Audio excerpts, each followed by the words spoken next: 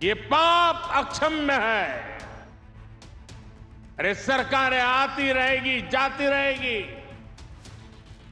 लेकिन जीवन की रक्षा और नारी गरिमा की रक्षा इस समाज के रूप में भी और सरकार के रूप में भी हम सबका बड़ा दायित्व है।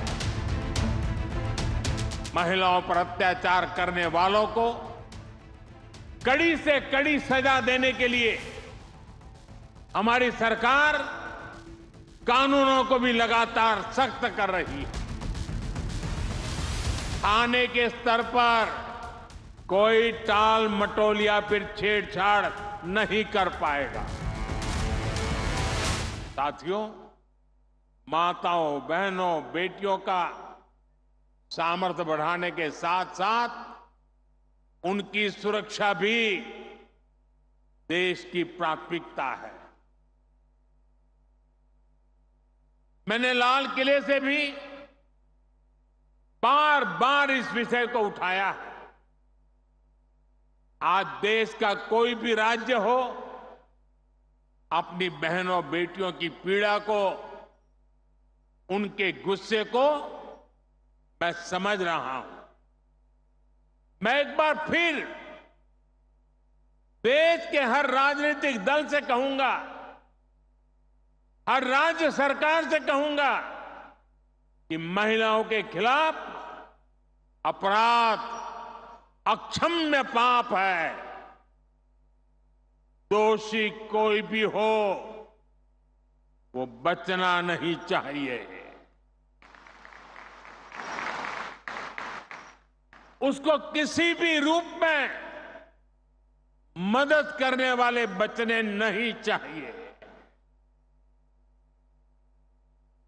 अस्पताल हो, स्कूल हो, दफ्तर हो या फिर पुलिस व्यवस्था, जिस भी स्तर पर लापरवाही होती है, सबका हिसाब होना चाहिए। ऊपर से नीचे तक मैसेज एकदम साफ जाना चाहिए। ये पाप अक्षम्य है। अरे सरकारें आती रहेगी, जाती रहेगी,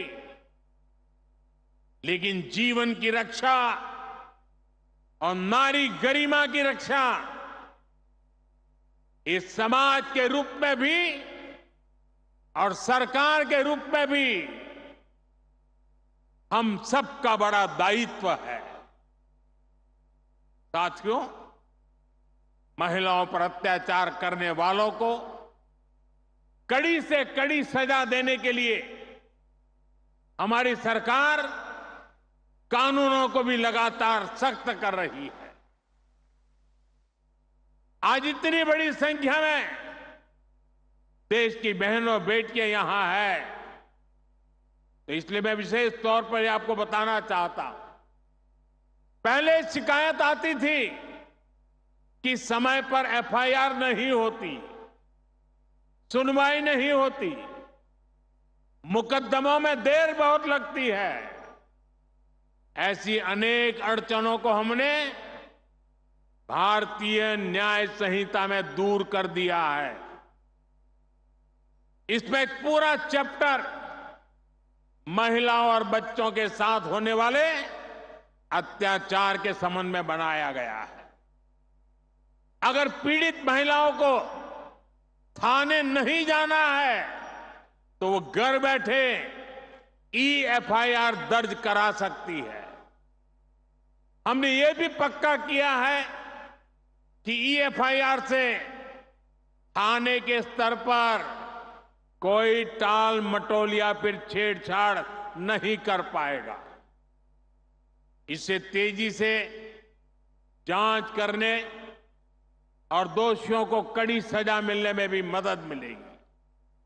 साथियों, नए कानूनों में नाबालिगों से हुए यौन अपराधों पर फांसी और उम्र कैद की सजा का प्रावधान किया गया है।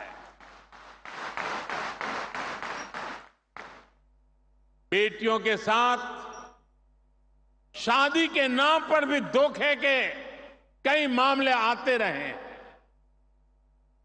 पहले इसके लिए कोई स्पष्ट कानून नहीं था।